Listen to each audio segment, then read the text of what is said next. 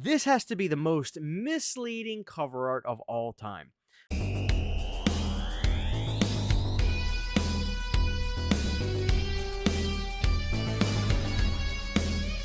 Hey guys, what is going on? This is your old pal CHH. How is everybody doing today? We're going down memory lane again with some of the weird and bizarre stuff that you probably remember seeing on the video store shelves and stuff you probably said pass. And I'm here to let you relive that, so either A, more than likely you can say pass again, and B, hopefully what's really the point of these is to somehow bring back fun memories for you.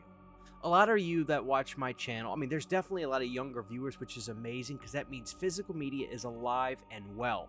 But there's a lot of you that are my age or a little bit older.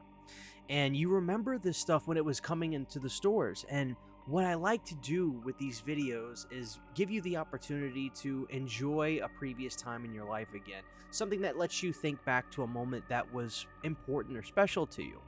And if you're new to this channel, because every day we're growing, which is a beautiful thing, my name is Christian, and I love cataloging Friday the 13th home video releases. They are spectacular pieces of horror history to me. The weirder, the better. I love it so much. And I just had a video just recently. You might see something back there, which we talked about. But if that video didn't come out yet, sorry. But hopefully I remember to put these out in order. I have cataloged many releases of Friday the 13th throughout the years. A lot of it mainstay stuff. But one of the things Paramount does is capitalize on situations that they've put in. And we've seen this time and time again. As a matter of fact, here's one of the most recent things Paramount has done to capitalize on their Friday the 13th films. And I use them specifically because I am talking about the part 1 through 8, the Paramount Fridays. New Line doesn't do this as often, but the Paramount releases, Paramount loves, people call it milking, call it what you will. Milking's probably a fair way to put it. But I love it because it shows business. Like, you got something that's a hot property, you push it out there. But here's the most recent example of Paramount milking, whatever you want to call it, their Friday the 13th film. So the most recent thing that they did, which is probably the most notable, is when the Scream Factory box set came out. One of the things that was done was the first 4 films were completely remastered in 4K scans. Well, Paramount was able to take those scans and put out their Friday the 13th films in their own set. Now, this was their release. What's funny about this is, in true Paramount fashion, they took 3 images from Part 7 and 1 from Part 2 to make the artwork. Now, this is actually one of the better weird artworks that they've done. Number one, because it's actually in this really cool red case, and the camera's actually making it a little bit more brighter red, but it's really more of a maroon if you could see this in person. But of all the weird artworks they've done, this is probably the cool. I like this one. I think this one looks cool. You got Part 7 Jason everywhere. You got Part 2. And you'll even see the hype sticker. I took it off, and I like to keep my hype stickers. This one says, includes the first 4 films newly remastered. So they put that release out. But what they also did was a Steelbook version. Like, of course, because around this time, the Steelbooks were becoming a huge thing. So then they put this set out right around the same time, if not a few months afterwards, which is the 8-movie collection, with the first 4 films remastered using the scans that Scream Factory did for their collections. But the Steelbook collection actually came with a set of movie cards, which I have right here. And they even used a slightly altered font on all these for the Friday the 13th. Very nerdy, I know. But on this channel, we get nerdy. So now we're going to go back in time. So the first thing I want to look at, and I'm going to do the Blu-ray before the DVD. Typically, I would kind of go in a chronological order, but I want to do this first. So let's go back to the mid-2010s. The Friday the 13th Crystal Lake, well, not the Crystal Lake to Manhattan, but the Friday the 13th tin box set had come out in 2013. By the time 2016 rolled around, 2017, that box set was out of print. That was a collaboration between Paramount and New Line.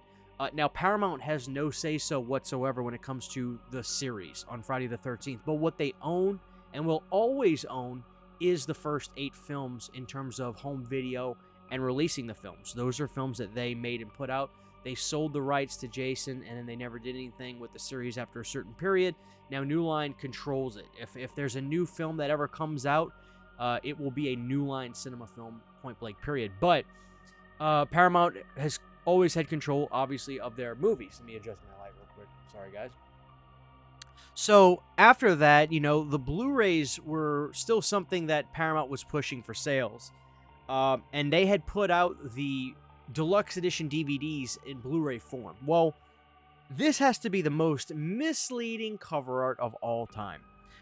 In 2018, I remember seeing this at FYE and just rolling my eyes, just shaking my head, because this is blatant misrepresentation. Put it to you like that. So let me show you this without the slip real quick. Friday the 13th uncut on Blu-ray. Now, this was something that was prominent. You would see this in stores, Walmarts, Targets, all the time. You would see this constantly. Now, from what I understand, the titles that got printed the absolute most for the Paramounts was Part 1. And I believe Part 1 sold the most out of all the Blu-rays and DVDs from Paramount directly. So, one of the things Paramount does is they love to repurpose and repackage their releases. So, in 2018, they decided to put out the original Friday the 13th on Blu-ray, still with from the deluxe edition DVD version, with this slipcover.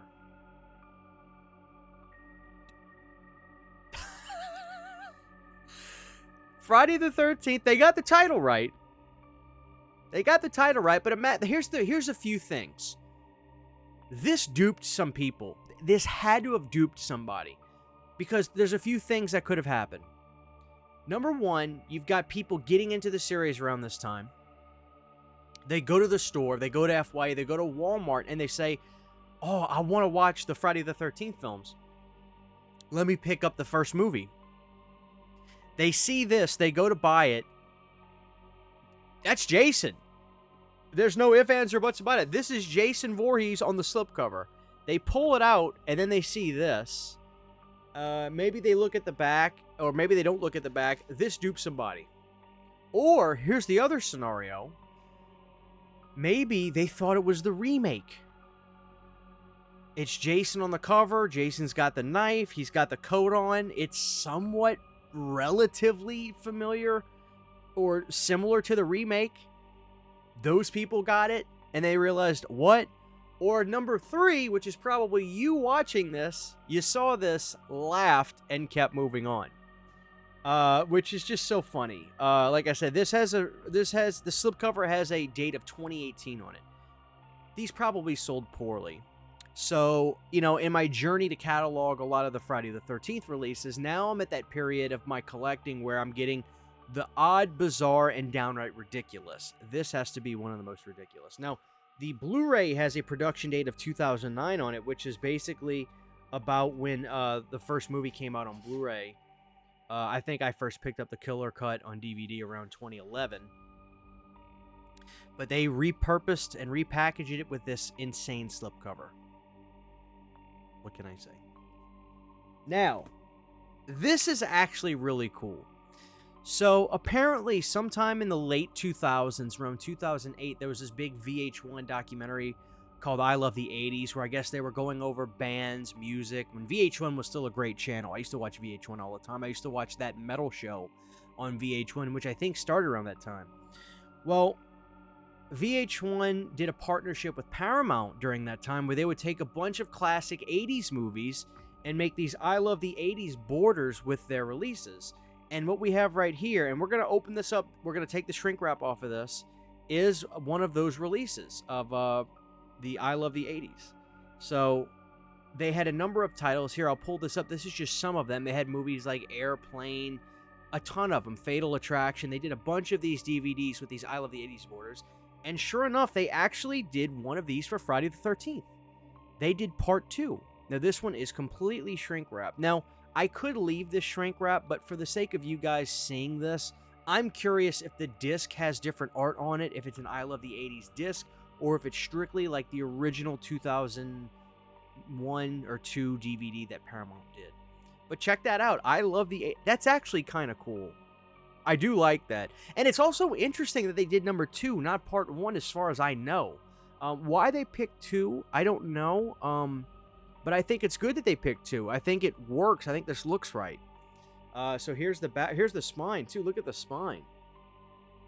I love the... You got the checkerboard and everything. Here's the back.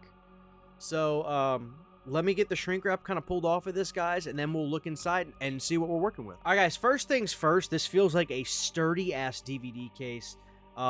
It had that security tab at the top, which was always the bane of my existence, but the DVD case actually feels really sturdy. So, here we go. We've actually got the open tabs on the side, which I always like those just because it, you know, made the DVD cases feel more secure. Here we go. We're going to open this together. You ready? Oh my god, there's a bunch of stuff in here. There's a CD in here. Oh my god. Lips Like Sugar, Echo and the Bunnymen, Chains of Love, Erasure, Need You Tonight, In Excess, Take On Me, Aha. Holy crap. Guys, look. There's just...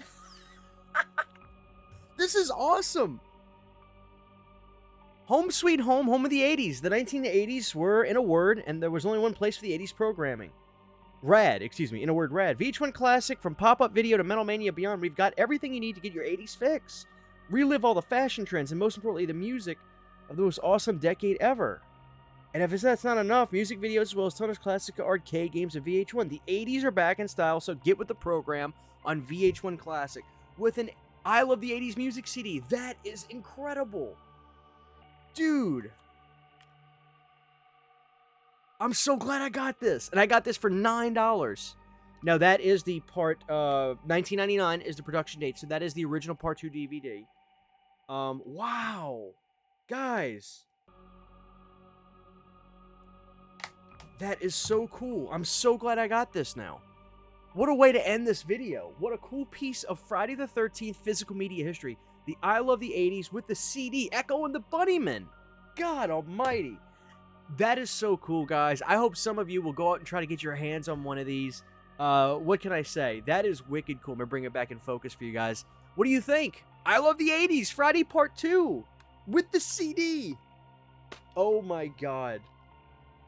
Wicked cool. Thank you guys for watching, but that just made my day.